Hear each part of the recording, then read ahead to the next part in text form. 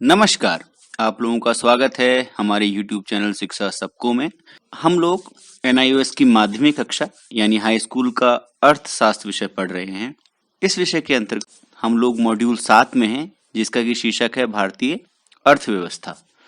तो जो पिछला लेक्चर था उसमें हमने जो पाठ इसका 19 था, भारतीय अर्थव्यवस्था, जो कि उसकी एक विहंगम दृष्टि हमने उस पर डाली थी, एक ओवरव्यू लिया था।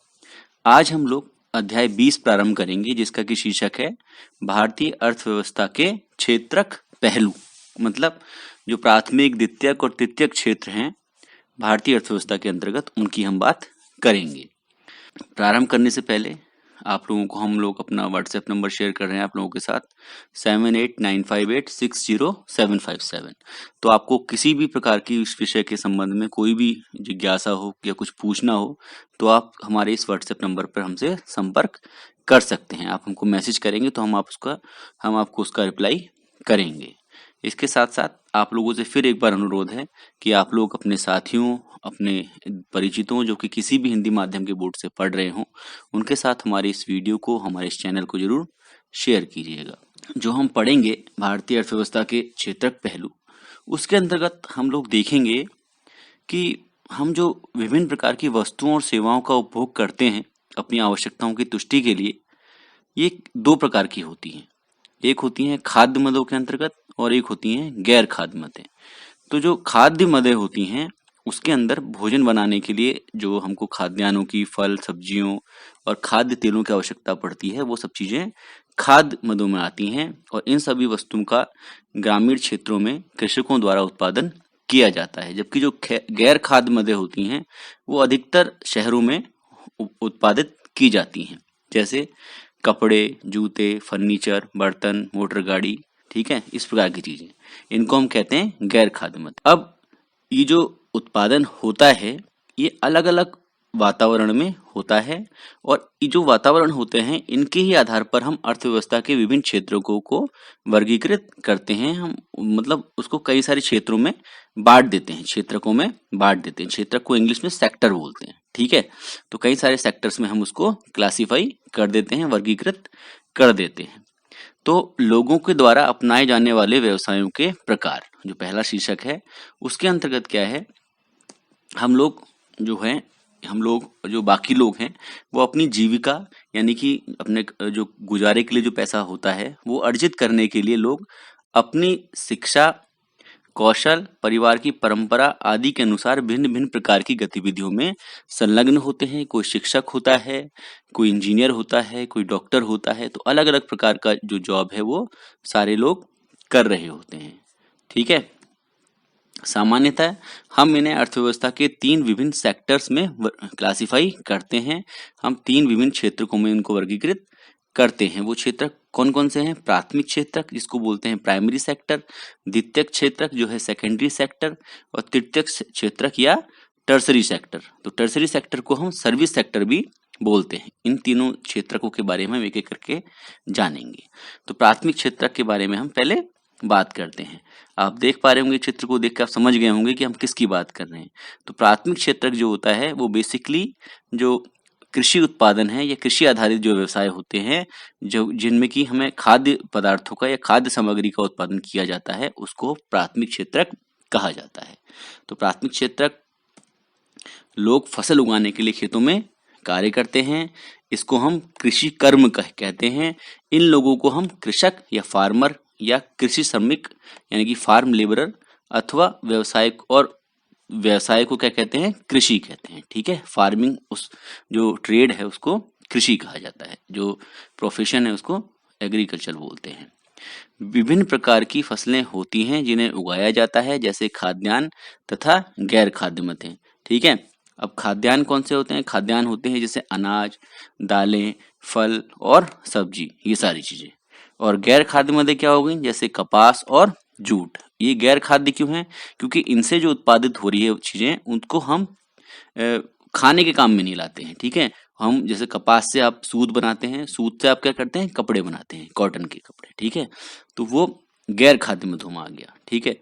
तो खाद्य मदों का भी उत्पादन होता है और गैर खाद्य मदों का भी उत्पादन प्राथमिक क्षेत्र के अंतर्गत कृषि के माध्यम से किया जाता है। हमारी अर्थव्यवस्था के प्राथमिक क्षेत्र में निम्नलिखित को सम्मिलित किया जाता है। कौन कौन से? एक तो यही आप देख रहे होंगे, मत्स्य पालन। तो कृषि तथा संबद्ध क्रियाकलाप, ठीक है ना, जितने भी एग्रीकल्चर है, कृषि है, उसके साथ साथ संबंध क्रियाकलाप में बहुत सारी चीजें आती हैं। हस्बेंड्री होती है, ठीक है, मतलब पशुपालन होता है, मुर्गी पालन, ये सब चीजें होती हैं। साथ साथ जो और क्रियाकलाप किए जाते हैं, मतलब आप नकदी फसलों का उत्पादन करते हैं, ठीक है ना, इस प्रकार के जितने भी क्रियाकलाप हैं कृषि से संबंधित, वो सारे उसके अंतर्गत आएंगे। अगला है मत्स्य पालन, जो मछली का उत्पादन लोग करते हैं। अगला है वानिकी, जिसमें कि जो इमारती लकड़ी है उसका उत्पादन किया जाता है, जड़ी बूटियों का उत्पादन किया जाता है, ठीक है, इसको इंग्लिश में फॉरेस्ट्री बोलते हैं। अगला है खनन तथा उत्खनन, यानी कि माइनिंग। तो माइनिंग में क्या होता है, हम लोग, ये भी प्राइमरी सेक्टर में आता है, इसके अंतर्गत हम लोग जो खनिज होते हैं उनका निष्कर्षण करते हैं। कहाँ से? भूमि के अंदर से, ठीक है ना। तो धरती के अंदर से हम उन खनिजों को निकाल कर उनको अलग करते हैं, ठीक है। ये हो गया खनन तथा उत्खनन के अंतर्गत। अब अगला है द्वितीयक क्षेत्रक। जो सेकेंडरी सेक्टर है उसमें क्या है, इस क्षेत्रक में निम्नलिखित उत्पादन गतिविधियों को सम्मिलित किया जाता है। कौन कौन सी उत्पादन गतिविधियां द्वितीयक क्षेत्रक में आती हैं? पहली है विनिर्माण, ठीक है ना, विनिर्माण यानी कि मैन्युफैक्चरिंग। और अगली है निर्माण, निर्माण यानी कि कंस्ट्रक्शन, ठीक है। और अगला है गैस, जल तथा बिजली आपूर्ति। तो विनिर्माण में क्या होता है, विनिर्माण करने वाली इकाइयां जिन्हें फैक्ट्री या उद्योग कहते हैं, आपके आसपास भी फैक्ट्रियां होती हैं या ये ऐसी इंडस्ट्रीज होती हैं, ये उद्योग जिनको बोलते हैं। इनमें क्या होता है, इनमें कच्चे माल का उपयोग करके वस्तुओं का उत्पादन करने वाली इकाइयों को सम्मिलित किया जाता है। तो इसमें कच्चे माल का उपयोग करके वस्तु का उत्पादन करने वाली इकाइयां शामिल होती हैं, ठीक है ना। आकार तथा संबद्ध व्यय के आधार पर ये लघु उद्योग तथा बड़े पैमाने के उद्योग होते हैं, ठीक है ना। तो एक पैमाना, एक परिभाषा दे दी जाती है कि भी इतना बड़ा अगर कोई प्रोजेक्ट है, कोई इंडस्ट्री है, तो उसको लघु उद्योग कहेंगे, ठीक है ना। और उससे ऊपर के जो उद्योग हैं उसको बड़े पैमाने के उद्योग कहा जाएगा, ठीक है ना। लघु उद्योग के क्या उदाहरण हो सकते हैं? ऐसे जूते बनाने वाली छोटी फैक्ट्री, प्रिंटिंग का काम करने वाली, आपके आसपास में प्रिंटिंग प्रेस आपने देखी होंगी वो, या फर्नीचर बनाने वाला आपके आसपास में होगा जो छोटे पैमाने पर फर्नीचर बनाता है, वो भी लघु उद्योग में आएगा, ठीक है ना। तो कई सारे एग्जाम्पल आपको अपने आस पड़ोस में लघु उद्योग के मिल जाएंगे। ऐसे ही है बड़े पैमाने के उद्योग। बड़े पैमाने के उद्योग में क्या आएगा, जैसे इस्पात बनाने के कारखाने हैं, मतलब जहाँ स्टील बन रहा है, मोटर गाड़ियां बन रही हैं, एल्यूमिनियम बन रहा है, ठीक है ना, धातु बन रही है, ठीक है ना। तो ये सारे जो है बड़े पैमाने के उद्योग हैं। अगला है विनिर्माण। तो विनिर्माण में जो अभी हमने देखा, जो बात करी मैन्युफैक्चरिंग का कुछ उदाहरण मैंने चित्रों के साथ ऐसे दिखा रखा है। ये एक फैक्ट्री है, इसमें क्या बन रही है, इसमें जो हवा से चलने वाली टरबाइंस होती हैं वो बन रही हैं। इन टरबाइंस के द्वारा बिजली का उत्पादन किया जाता है। ऐसे ही यहाँ पर गाड़ियाँ आपको बनती हुई दिखाई देंगी, मोटर गाड़ी बन रही है, ठीक है। तो ये विनिर्माण के उदाहरण है। अगला है निर्माण।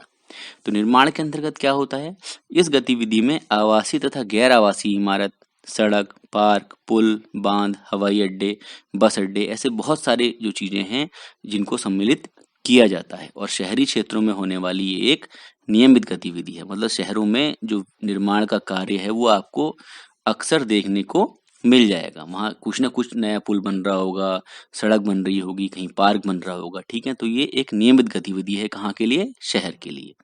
ये आप देख सकते हैं कि इमारत का निर्माण किया जा रहा है। ये एक निर्मित पुल आपको दिखाई दे रहा है, ठीक है ना। इधर ये एक बांध भी दिखाई दे रहा है। ये सब निर्माण कार्य के उदाहरण है।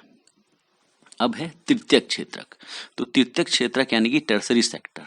इस सेक्टर को सेवा क्षेत्रक भी कहा जाता है, इसको सर्विस सेक्टर भी बोलते हैं इंग्लिश में, ठीक है।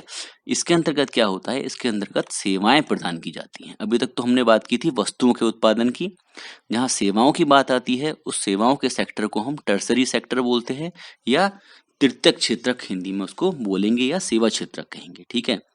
तो ये है एक होटल का चित्र दिखाया गया है। तो उसमें क्या क्या सेवाएं आती हैं, व्यापार, होटल तथा जलपान गृह, परिवहन, संग्रहण तथा संचार, वित्तीय सेवाएं, ठीक है ना, जैसे बैंकिंग, बीमा, हम ये पढ़ा था पिछले उसमें, स्थावर संपदा तथा व्यवसायिक सेवाएं, मतलब ये जो स्थावर संपदा हुई मतलब रियल एस्टेट, जैसे आप देखते हैं ना मकान बेचने का, खरीदने का काम, ठीक है ना, ये सब चीजें जो है ये सारी सेवाएं। लोक प्रशासन मतलब एडमिनिस्ट्रेशन, ये सब सर्विस सेक्टर में आता है। और अन्य सेवाएं। अन्य सेवाओं में कई सारी सेवाएं और सम्मिलित है। ठीक है, तो ये सब जो है एग्जाम्पल हैं तृतीयक क्षेत्रक के। तृतीयक क्षेत्रक पैसे की कमाई के हिसाब से सबसे बड़ा क्षेत्रक है। ठीक है, अभी आप आगे जानेंगे कि कितना ज्यादा पैसा राष्ट्रीय आय हमको तृतीयक क्षेत्रक के माध्यम से प्राप्त होती है।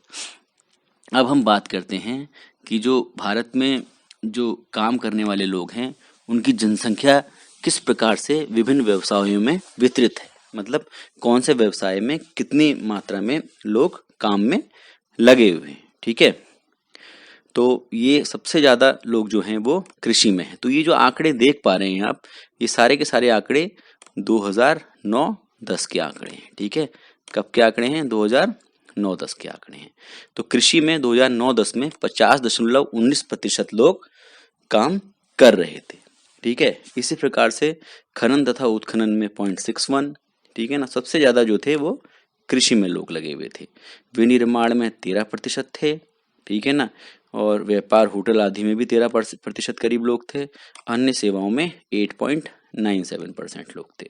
तो ये सब प्रतिशत दे रखे हैं कि कितने कितने प्रतिशत कौन कौन से कामों में, कौन कौन से व्यवसाय में लोग लगे हुए थे। ठीक है, इससे आपको एक आइडिया मिल रहा है कि सबसे बड़ा जो प्रतिशत के हिसाब से अगर देखा जाए, सबसे ज्यादा जनसंख्या किस में इन्वॉल्व है? कृषि में इन्वॉल्व है। ठीक है ना, क्यों? क्योंकि जो भारत है वो एक कृषि प्रधान देश है। ठीक है ना, यहाँ की अधिकतर आबादी जो है वो कृषि कार्यों में लगी हुई है। ठीक है ना, इससे ये मतलब नहीं है कि सबसे ज्यादा आय हमको वहीं से हो रही है। यहाँ पे लोग ज्यादा लगे हुए हैं, आय हमको वहां से उतनी नहीं हो पाती है। ठीक है, आइए हम इसको एक एक करके जानेंगे क्या होता है। तो प्राथमिक क्षेत्रक जो होता है, जो प्राइमरी सेक्टर है, उसकी क्या भूमिका है और उसका क्या महत्व है, इसके बारे में अब हम पढ़ते हैं। तो सबसे बड़ी जो उसकी भूमिका है वो है राष्ट्रीय आय में अंश के माध्यम से। तो स्वतंत्रता के समय राष्ट्रीय आय में कृषि का योगदान करीब करीब 50% से अधिक था, क्योंकि उस समय बहुत ज्यादा फैक्ट्रियां तो थी नहीं, बहुत ज्यादा विनिर्माण या मतलब सेकेंडरी और टर्सरी सेक्टर उस समय कम थे। जो मेन काम होता था सिर्फ और सिर्फ कृषि का होता था। तो इसलिए प्राइमरी सेक्टर से ही जो आय थी सरकार की, वो जो ज्यादातर आय थी वो थी प्राइमरी सेक्टर से, जो की थी करीब करीब 50%। लेकिन आजादी के बाद चीजें चेंज हुई, नई फैक्ट्रियां लगी, लोगों ने दूसरे सेक्टर्स पे ध्यान देना शुरू किया।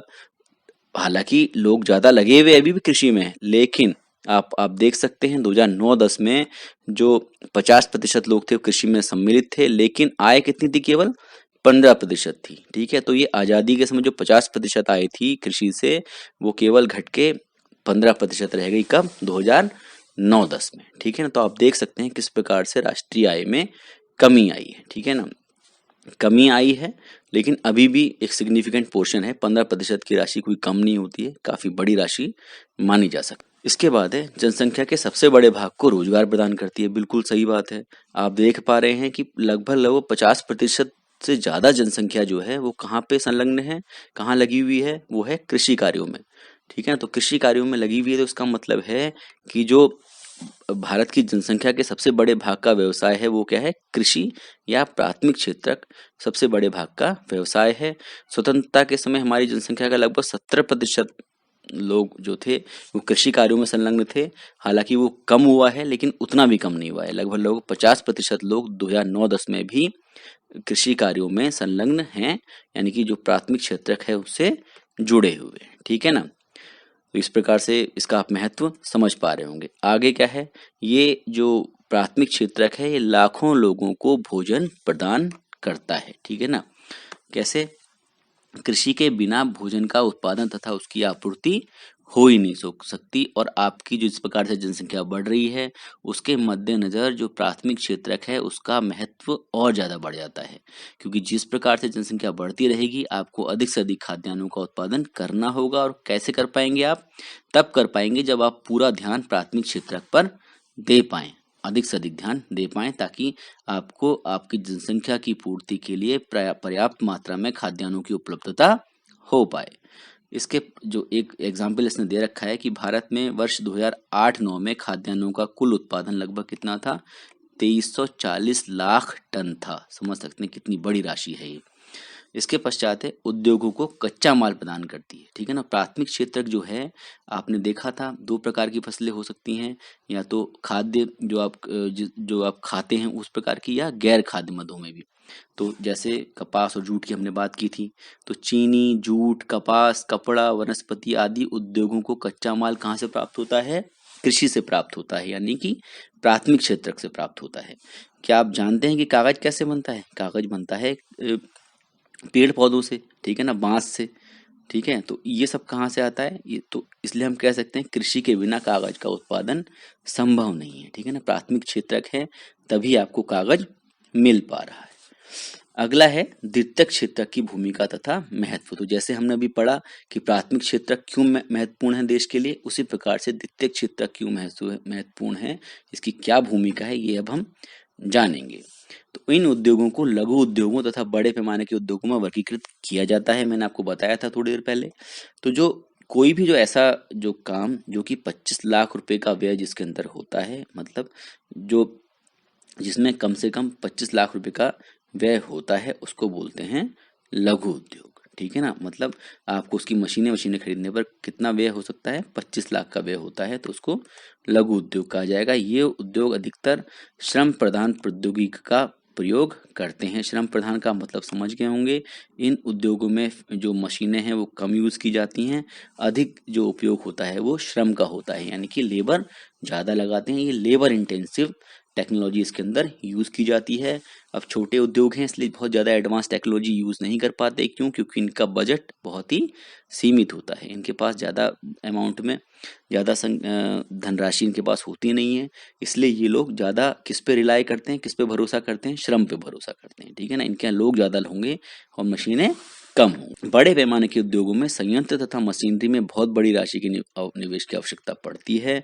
ये अनेक एकड़ भूमि में फैले होते हैं तथा बड़ी संख्या में लोगों को रोजगार देते हैं, ठीक है ना। आपने देखा होगा कई सारी ऐसी बहुत बड़ी फैक्ट्रियां आपके घर के आसपास भी होंगी, जहां पर कि आप देख पाएंगे कि कितनी बड़ी राशि में पैसा उन लोगों ने लगाया है, क्योंकि उनको जो इतनी बड़ी जमीन है उस पर कई सारे संयंत्र लगाने पड़ते हैं, बहुत सारी मशीनरी खरीदनी पड़ती है, ठीक है ना, जिसके लिए बहुत बड़ी राशि की आवश्यकता होती है, ठीक है ना। और ये जो उद्योग होते हैं बड़े पैमाने के, बहुत बड़ी भूमि में फैले होते हैं, ठीक है ना, और बहुत सारे लोग इनके यहाँ रोजगार पा रहे हैं। तो इनके महत्व क्या है? राष्ट्रीय आय में अंश।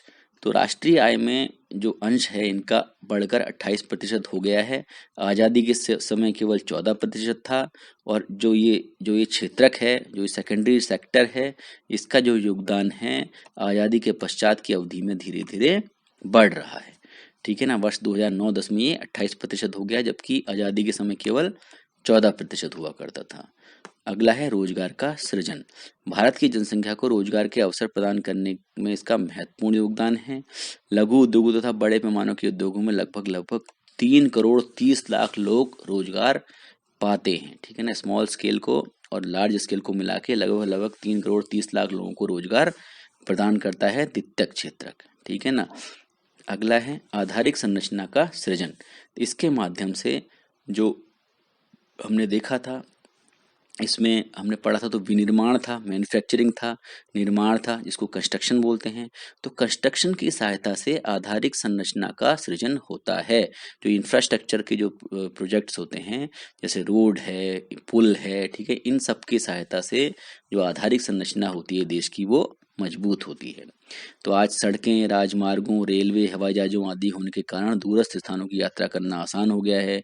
बड़ी बड़ी बांध परियोजनाएं बनी हैं, जिनसे क्या मिलता है? जिनसे पानी और बिजली मिलती है। पानी किसके लिए? सिंचाई के लिए मिलता है, और बिजली आपको अपने उपयोग के लिए मिलती है या फैक्ट्री चलाने के लिए मिलती है, ठीक है ना। तो इनके ये सब किसके माध्यम से हो पाया? द्वितीयक क्षेत्र के माध्यम से हो पाया। ये सभी क्या है? आधारिक संरचना के भाग हैं। ये इंफ्रास्ट्रक्चर के पार्ट हैं। आधारिक संरचना का निर्माण बड़े पैमाने के उद्योगों के योगदान के कारण ही संभव हो पाया है, ठीक है। तो इस प्रकार से ये महत्व रखता है द्वितीयक क्षेत्रक। उपभोक्ता वस्तुओं का प्रावधान। तो द्वितीयक क्षेत्रक ही होता है जो कि विनिर्माण करता है, मैन्युफैक्चरिंग करता है किन गुड्स की? कंज्यूमर गुड्स की।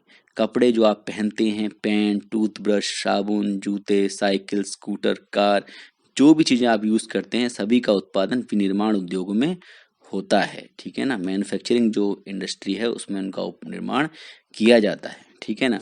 आज आपकी पसंद की अनेक वस्तुओं से बाजार भरा हुआ है, यह औद्योगिकरण के कारण ही संभव है, ठीक है ना। और इसमें जो मेन योगदान रहा है वो रहा है किसका, द्वितीयक क्षेत्रक का। तो इस प्रकार से आपने देखा कि प्राथमिक क्षेत्रक और द्वितीयक क्षेत्रक का क्या भूमिका तथा महत्व है। अगले वीडियो में हम देखेंगे कि तृतीयक क्षेत्रक का क्या महत्व है, जो सर्विस सेक्टर है वो कितना इंपॉर्टेंट है। अभी तक हमने देखा कि राष्ट्रीय आय में एक जो प्राथमिक क्षेत्रक था उसका लगभग 14-15% योगदान है, जबकि इसका 28% था, ठीक है ना। अब आप देख रहे होंगे जो बाकी का 51% जो बचा हुआ है ये सारा का सारा सर्विस सेक्टर से आता है। मतलब जो टर्सरी सेक्टर है, जो तृतीयक क्षेत्रक है, उसके माध्यम से ये सारी की सारी धनराशि प्राप्त होती है। तो राष्ट्रीय आय का सबसे बड़ा अंश मिलता है तृतीयक क्षेत्रक से, जो कि हम अगले वीडियो में चर्चा करेंगे, ठीक है ना। तो आपके साथ फिर मैं एक बार अपना व्हाट्सएप नंबर शेयर करता हूँ 7895860757। तो आप लोग इस नंबर पर अपनी किसी भी बात का या कोई भी आपको चीज़ समझ में ना आई हो, या फिर हो सकता है कोई भी आपको लगे कि मैंने कुछ गलत बताया है, तो आप सारी चीज़ें अपनी लिखकर हमारे को इस व्हाट्सएप नंबर पर भेज सकते हैं। हम लोग आपके जो मैसेजेस हमको मिलेंगे हम उनका जवाब आपको देने की कोशिश करेंगे, और हम अक्सर देते भी हैं जितने भी लोग पूछते हैं। और साथ साथ फिर आप लोगों से एक बार ये अनुरोध रहेगा कि हमारे इस चैनल को, हमारे वीडियोस को अपने ऐसे दोस्तों, ऐसे साथियों जो कि किसी भी हिंदी माध्यम के बोर्ड से पढ़ाई कर रहे हों, उनके साथ ज़रूर शेयर करें, ताकि हम लोगों की जो एक कोशिश है, जो एक एफर्ट है, वो सक्सेस हो सके, उनको हम लोग सफल हो सकें उस चीज़ में, ठीक है। तो धन्यवाद।